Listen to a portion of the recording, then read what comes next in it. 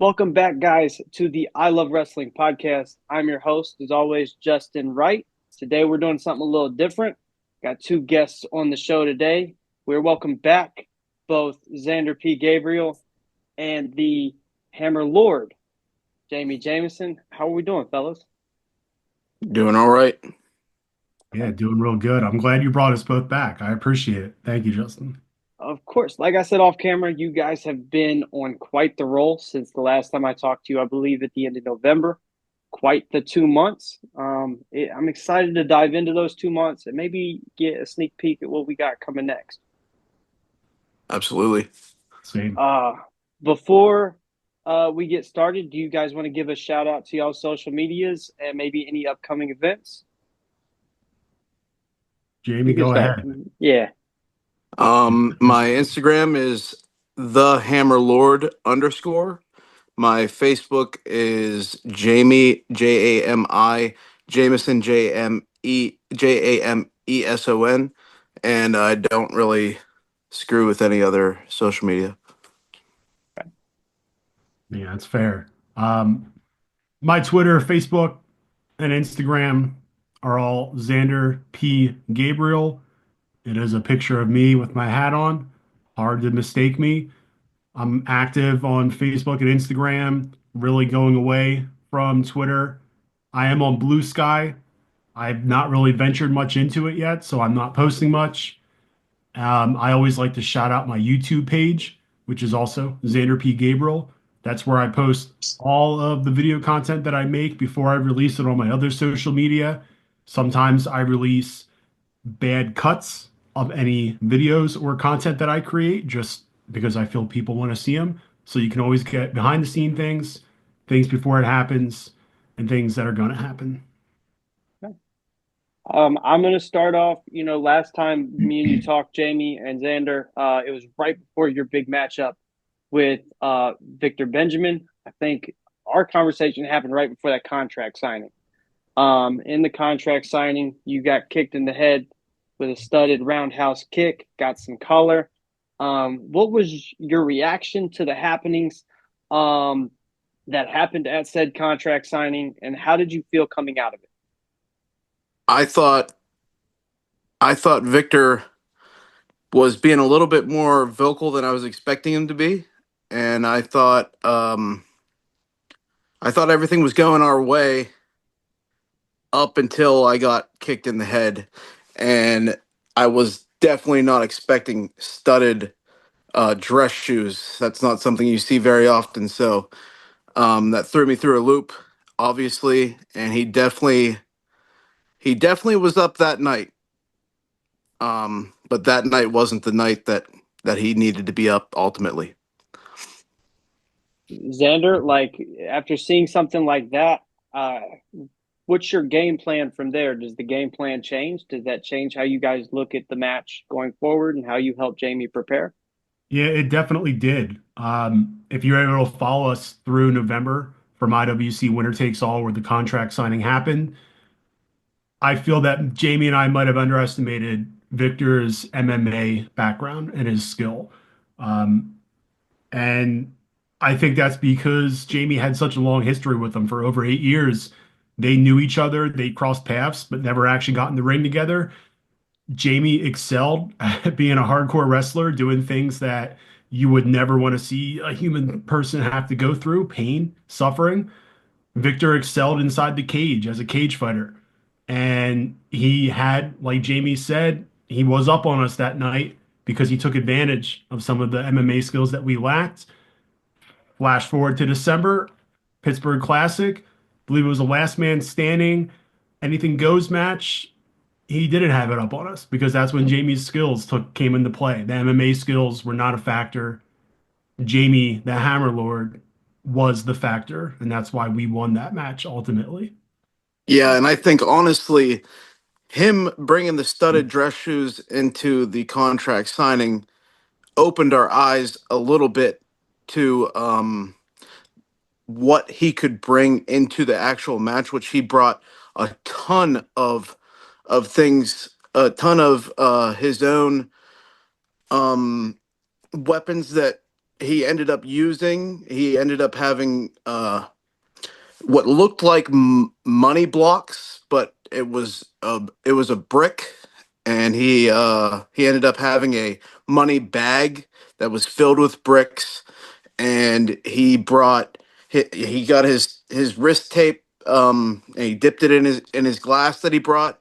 So we had our eyes open to, okay, if he's going to bring the studded dress shoes for the contract signing, we got to be ready for anything for the actual match. This is just a contract signing. He's bringing this out. So what is he willing to bring out for the actual match? And we were ready. We were ready. Yeah. Leading up to that match, you guys went into Victor's gym and kind of raided it a little bit. You took out some of the workers, people training there. What was the thought process by going in and throwing the guy over the counter and knocking out a young gym man? You You can go know, ahead and start, Jamie. go. I'll let Xander go. All He's right. ready. Okay, okay. Yeah, like if you haven't seen this, like I said, it's on Zander P. Gabriel. It's on my YouTube. Find us on social media. It's there. It's Yeah, classic. we went to his home gym. We just wanted a session, really. We just thought, you know what? He's great at fighting. I don't know his record. I know he's actually he's returning to the ring sometime in February. That's how confident he is. He just came back from France winning championships, and we just wanted to get a training session with the guy. He wasn't there. Nobody else would help us out. So we took advantage of some of the resources that were at Wright's Gym in Crafton, Pennsylvania. Um, I thought it was pretty good. I got a good workout. I actually knocked out one of the trainees that wanted to spar with us. Um, Jamie knocked out somebody that wanted to spar with him. Jamie didn't agree to it, but the guy kept insisting. So Jamie took care of him. We got to play with the tires. We got to look at some of the beautiful decorations. There was flowers when we walked in. It was very well lit, very well decorated, very welcoming for people who want to come in and get a training session. It just seems like for whatever reason, the Hammer Lord and myself were not welcome there for that training session. Yeah, I remember the first thing I seen whenever I walked into there was a vase full of flowers, and I'm like, okay, this is supposed to be some heavy hardcore MMA gym. I'm not gonna think of flowers the very first second I walk in there. I want to see some punching bags. I want to see pictures of Conor McGregor on the wall. I want to see pictures of Mike Tyson on the wall. I don't want to see a vase of flowers. Number one, and number two, I am a big big hater of authority figures. So whenever I walk into the building and somebody's telling me to walk out, it's not gonna it's not gonna end well for them. It didn't end well for some of my high school teachers. It didn't end well for some of promoters I've worked for. And if I'm gonna walk into your gym and you're gonna tell me to walk out, it's not gonna end well for you, buddy. And obviously it didn't, along with multiple other humans in that facility.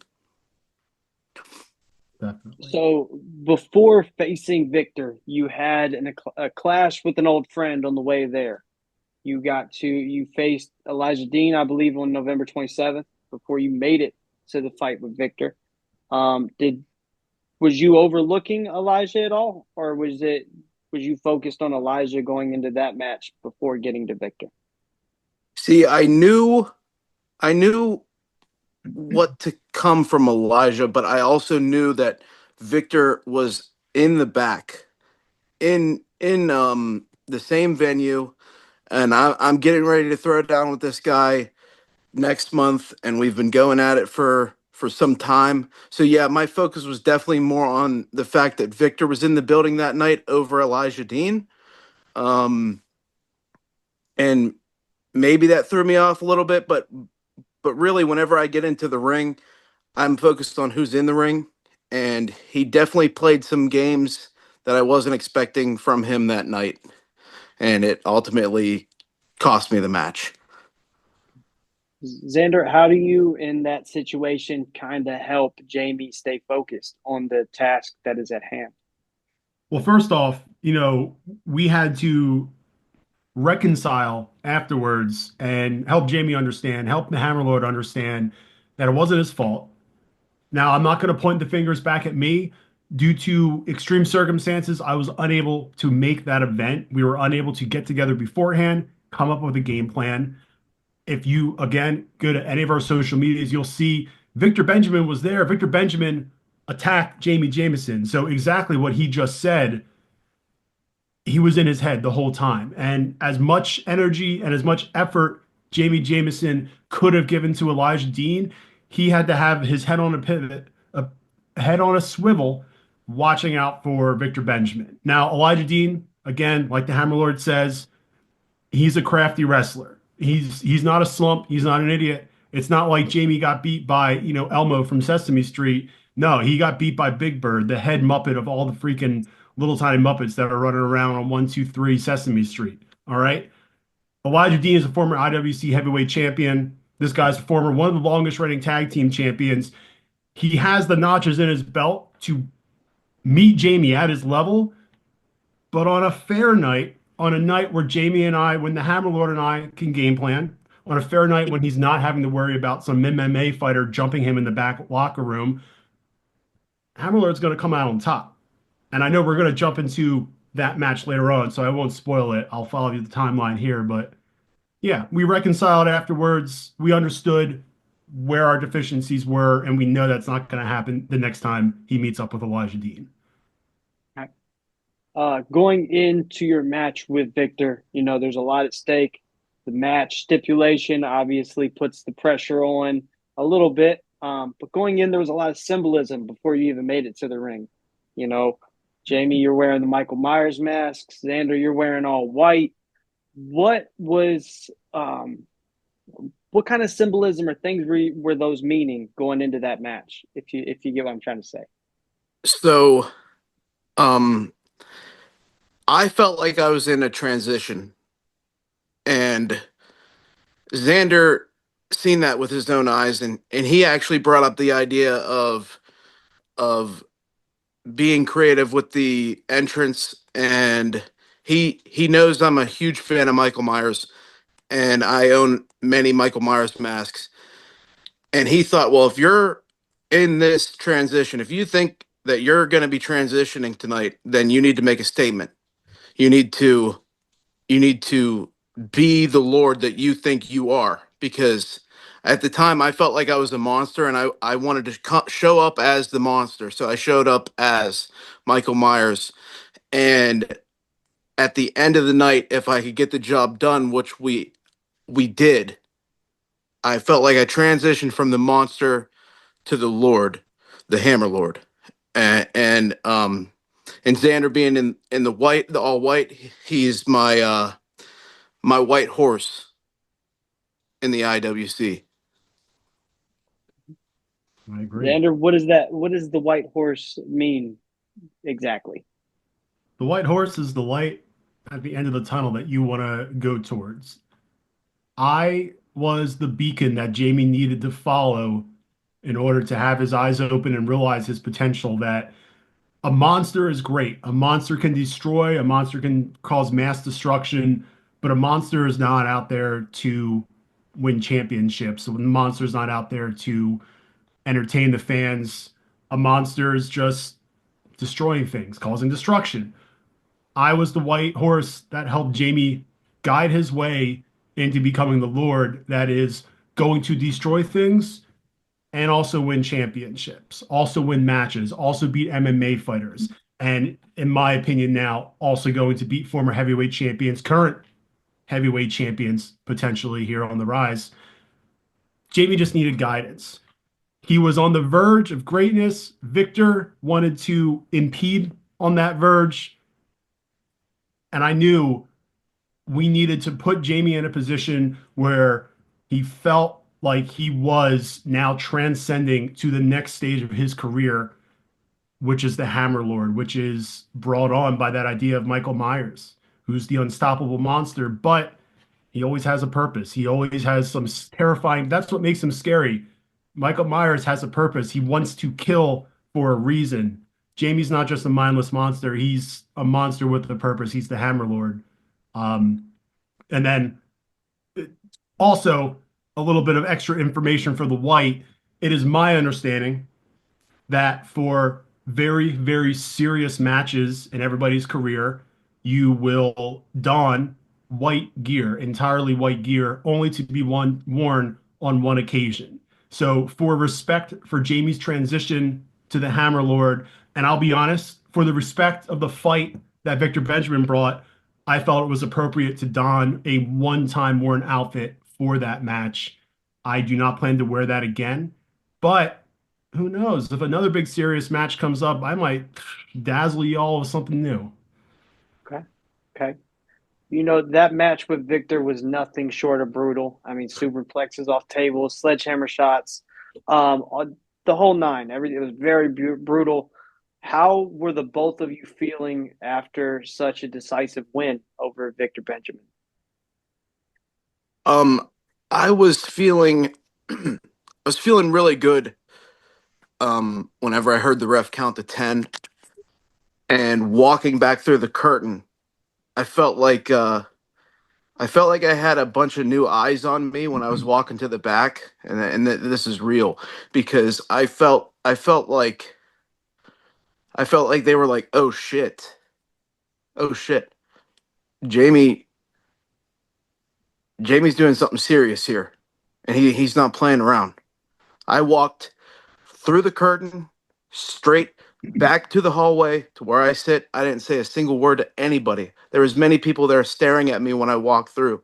I beelined right to my chair to sit down, waiting for Xander to come through.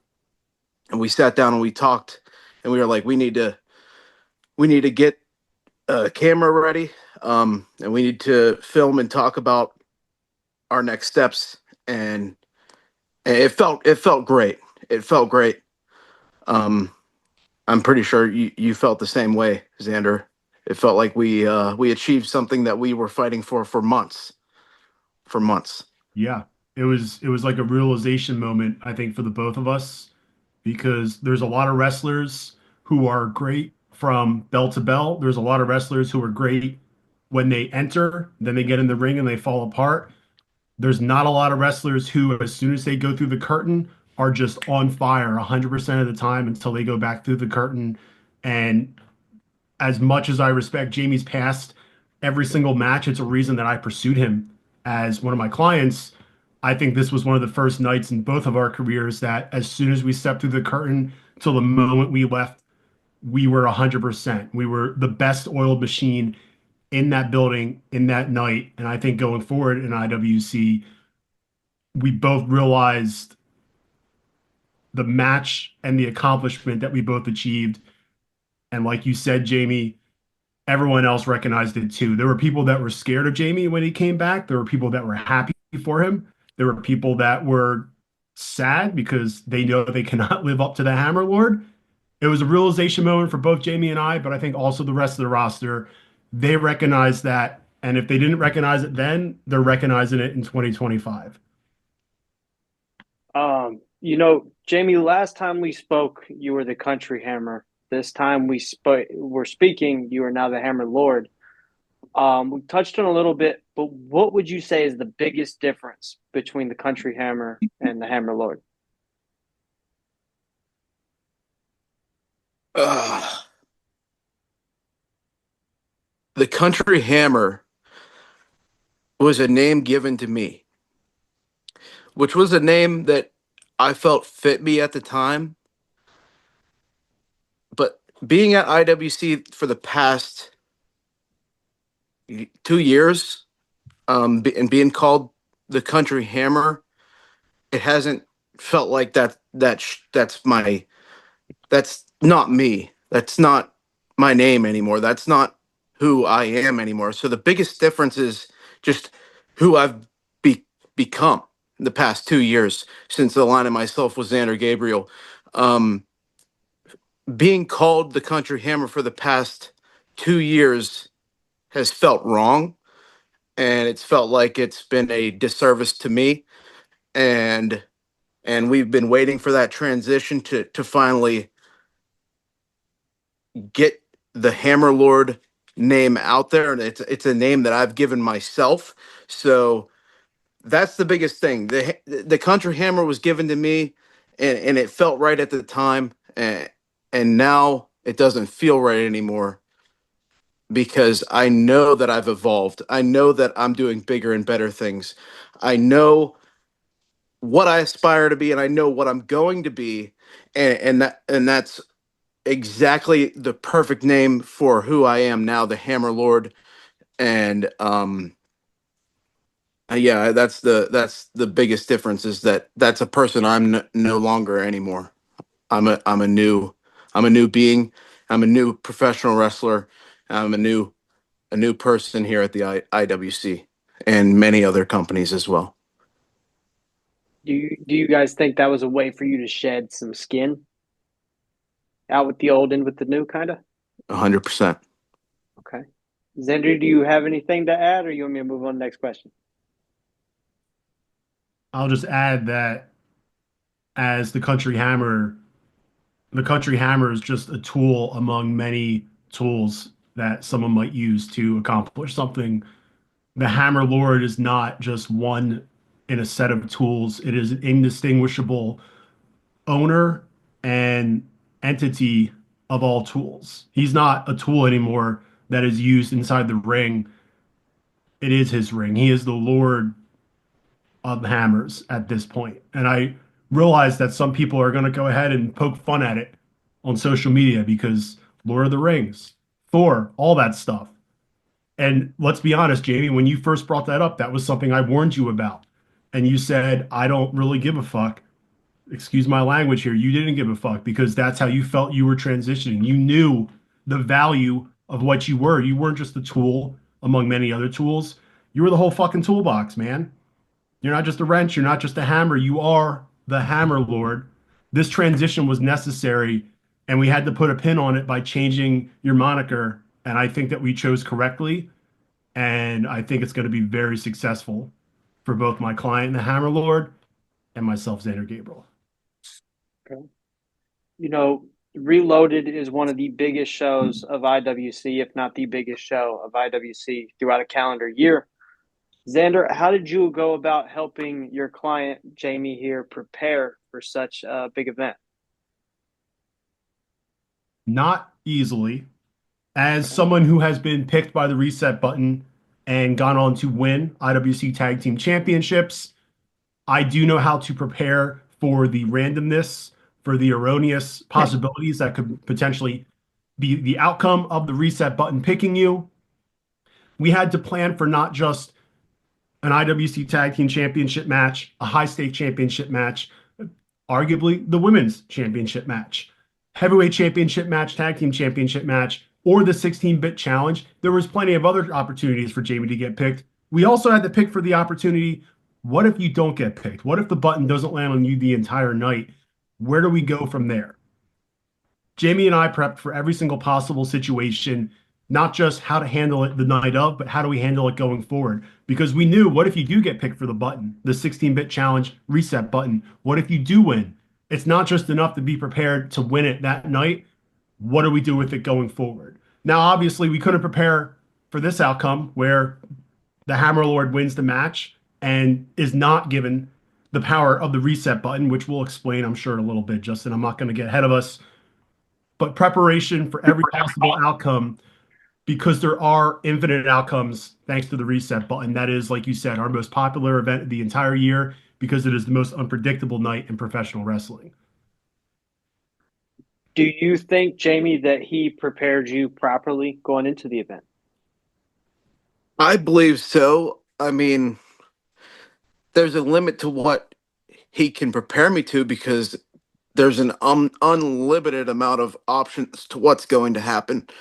Um, I do feel like we had many different plans for many different outcomes, and I believe for the most part, our plan for the 16-bit challenge worked to our favor up until Jock Sampson got on the main Tron screen and threw me through a loop that I was not expecting because we didn't know what this whole 50-50 deal with Justin Plummer and Jock Sampson is like because this was the first show showing what could possibly happen. So we had no idea what to expect from that.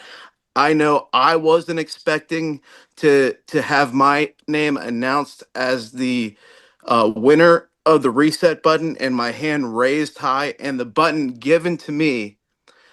I was expecting that whenever I walked into the match. But what I wasn't expecting was for maybe 15, 20 seconds later, Jock Sampson, half owner of IWC, to be throwing me through another obstacle on top of the reset button, the most unpredictable night of the year. And now we have Jock Sampson throwing me through another loop, like I just said, and making me. I don't know if you want to say defend it because he says I don't have power over it. But I mean, I guess we're just competing for it. I have possession of it. It's here in this house right now. I don't have power of it. Um, and me and Elijah Dean are going to be facing one on one for the power of the reset button. So I'm sure the referee is going to hold it high, and we're going to go one on one until the better man wins. And Xander, we know who that better man is. How did it feel to get that pin on Elijah that night?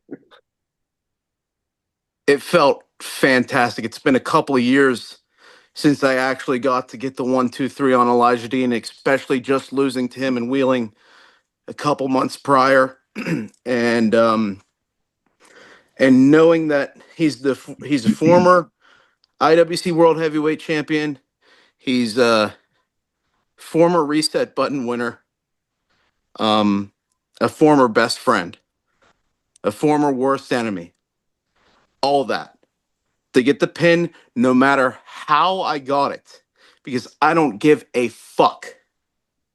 I got the pin. 1-2-3. It felt fantastic, and I'm thriving, and I'm salivating at the thought of doing it again on the 22nd and getting to grab that reset button for the second time, because I did win the 16-bit challenge and I was handed that button at Reloaded. I'm ready for it again. I need the power. We need the power. It's in our agenda. If I'm able to make it a little personal for a second, you mentioned you and Elijah being friends. Where did that relationship go sideways?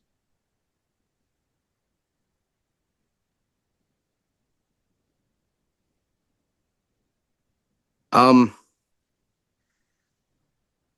there's been sideways a couple of times. So in the backyard, whenever we first started, when he was 15 and I was 16, um, it's the competition of the sport.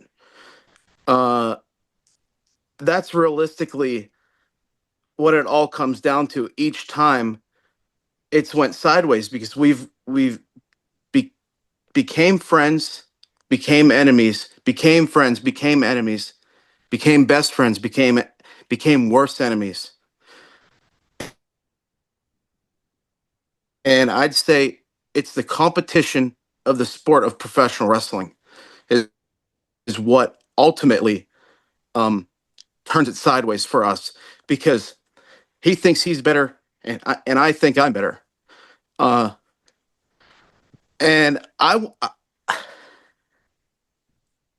this time it's deeper for me because he has accolades. He's proven himself in the IWC. He's a former IWC World Heavyweight Champion. He's a former IWC Tag Team Champion. He's a former reset button holder.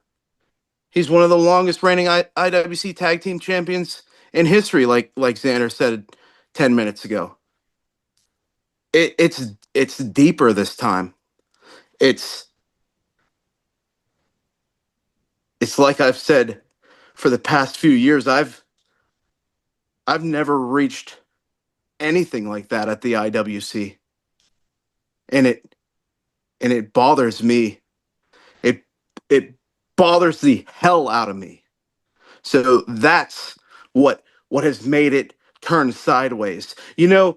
Last year Elijah Dean posted on Facebook a picture or a video of me. I don't remember what it was, but he said 2025 Hammer's going to do big things.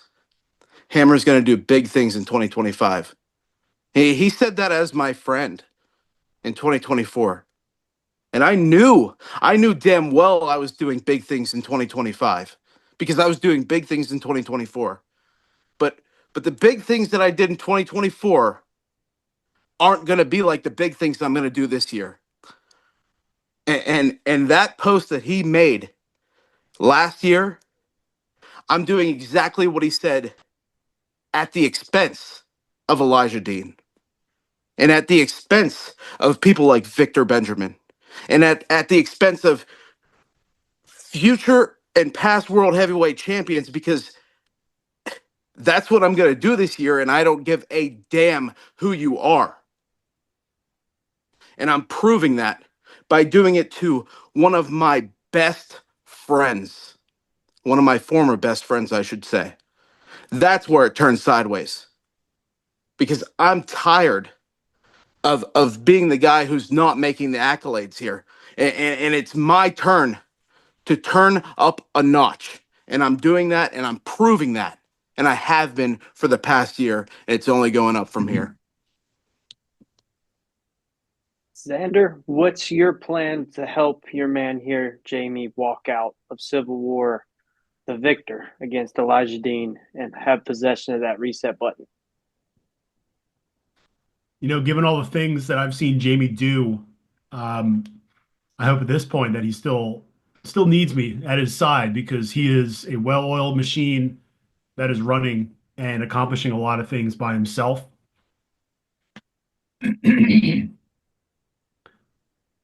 We've already seen Elijah Dean do tricky things in the ring, especially when the refs aren't looking. If you look back at Reloaded, you're going to see Elijah Dean claim that he eliminated Jami, yet the refs didn't see it. The refs didn't count it.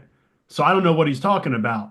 And I'm pretty sure on February 22nd, Civil War, Elijah Dean will try to reach down into his dirty bag of tricks and do the exact same thing. He's the kind of guy that, excuse me, he's the kind of guy, you can go look at his social media. He's Elijah Dean on every platform, who wants to post things for attention on a daily basis, trying to give out tips that make him feel elevated, make him feel better than everybody else.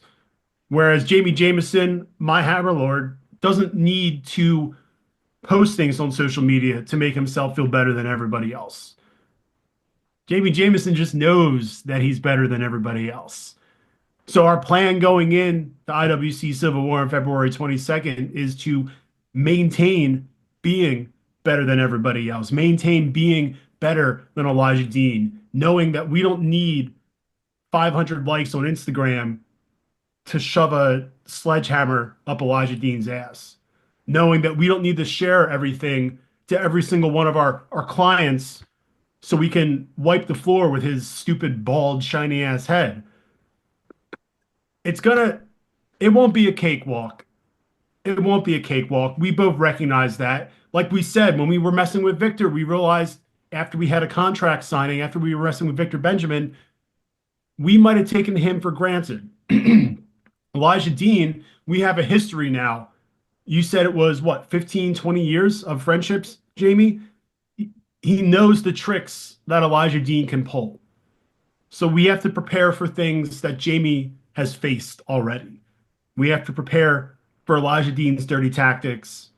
We have to prepare for Jami Jameson, my Hammer Lord, to be the only man in IWC history to win the IWC reset button twice. Matter of fact, back-to-back events, both January and February. I'm going to make sure I put that in our Wikipedia page too, just to be real with you guys. The only man to win the reset button twice. It's not going to be Elijah Dean. He won it once. using dirty tricks. He's going to try to win it again using dirty tricks. Jami Jameson knows how to stop dirty tricks because we don't have to use dirty tricks. We just win. We're just better than everybody else. That's what it is. Yeah, It's a 100%. shame. It's a shame. That's why people are jealous. I'm just pissed off and ranting right now. I'm done. I'm good. Thank you. Thanks for the question. Jamie, if you don't mind me asking, what makes this time against Elijah Dean one-on-one different than any other time? It's it's for the power of the reset button. It's all surrounded by that laptop.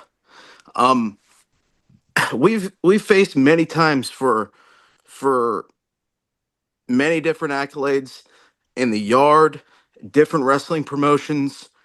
We've had a handful of matches here at the IWC, but everybody knows the IWC is the place to be in Pennsylvania. It's almost the place to be on the east side. Um, and if you're the man at IWC, you're the man of Pennsylvania. You're the man on the east side of the country, and we're fighting for an opportunity to be that man. And he's been that man. He's been that man. I have not. And and that's what drives me insane thinking about the 22nd, because I already thought I was set after Reloaded. And to be thrown through that loop by Jock Sampson and having to wrestle Elijah Dean on the 22nd, it it drives me insane to think that I could be at like the cost to let him be that man again whenever I've been fighting for so long to be that man. That's what makes it different this time. That's what makes it so much different. Okay. This next question will be for the both of you guys. Do you guys see this year, 2025, being the year Jami Jameson holds a major IWC championship? Zander, you go first. Yeah. Yes. Short answer is yes. Okay. Long answer is fucking obviously, Justin. If this is not the year, then we're just going to burn the whole place down and take everyone with us. Because the Hammerlord has already won the reset button. The Hammerlord has already beat the premier cage fighter, Victor Benjamin, the premier cage fighter of IWC. He now holds the reset button. Even if they want to say you don't have the power for it, even if Jock Sampson wants to use his 50% stake, well, he's going to have to come in February and tell you that to your face. Because I know if Jamie wants to activate the reset button, I don't think there's going to be a ref who's going to dispute that. But because, let's be honest, we're the good guys here, all right? We're the underdogs that are fighting up from an unfair system here in IWC. Now that Mr. Plummer, Justin Plummer, the owner of IWC, has lost 50% of the control, we are fighting up from the ground. We're at the bottom. We're tossed aside again. Like we don't like IWC, like we want to just cheat, like we don't like the fans. That's not the case. We are the underdogs. And everyone loves an underdog story. Jamie has been fighting for this nonstop. Elijah Dean wants to stop him. Jock Sampson wants to stop him. Maybe some of the fans want to stop him, but it didn't stop him in December. It didn't stop him in January, and it's not going to stop him on February 22nd at Civil War. You got anything to add, Jamie? He said it all pretty much to the T. But to answer that question is yes, it's going to happen this year. And if it doesn't, you heard it from the man himself. We're going to burn it down and take everybody with us. Okay. whether it's inside or outside of the IWC, my last question is going to be: do you guys have any broader goals than just winning that world championship or winning a major title, or is there a bigger picture? I want to get out of the country. That's that's one of my bigger goals. Okay, Xander. My biggest goal is to see Jami Jameson main event WrestleMania. Okay. And maybe that's going to get a laugh because I know that's everybody's goal in the IWC, and it should be. But I see potential in Jami. We've had people, former WWE stars, who have come in as special guests, who have come in for full-time events. We don't have to name names, who have come up to Jami and said, "You have potential to do this beyond just the IWC." Now, that doesn't mean we want to hinder our IWC goals, but that means we know we have potential where others might be a little bit lazy, where others might not see it. I don't want to just limit Jami to championships in Pittsburgh, in Pennsylvania, on the East Coast. I don't want to just limit him to, the IWC crowds, hundreds of people that are coming there. Some of the biggest crowds in Pennsylvania wrestling, some of the biggest crowds Pittsburgh wrestling. I don't want to just limit him to East Coast crowds. I want to limit him to the entire world. It's a big freaking goal. I think it is possible. I think it's going to take a lot of work. And I think that work, you're seeing it right now. He's not going to be an overnight sensation because those things don't exist. This is the overnight right now. We are going through the fourth hour of our deep 8-hour REM sleep right now. 4 more hours, he will be awake. He will be under the bright lights on a WWE stage, main eventing a pay-per-view, main eventing WrestleMania, fighting people like Roman Reigns, like Cody Rhodes, huge names, getting paid millions to do it, and laughing that he ever had to sit down with Zander Gabriel and prepare for a match against a 5'3" little bald man who might be 6 feet wide because he does lat pull downs all day, named Elijah Dean.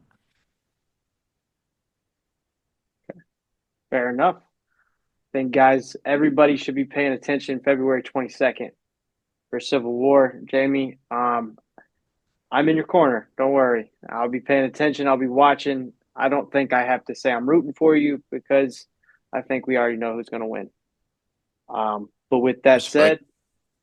said, we'll see. We'll have to get you guys back on here to follow up at a later date, maybe with some championship gold around the shoulder. Jami, what do you think? 100%, brother. It's going to happen 2025. I'll see you for the third time. Sounds See you good. soon. Sounds good. Thanks, Xander. Thanks, Jami. I'll talk to you guys soon. Absolutely, Thank brother. you. Thanks for having us on.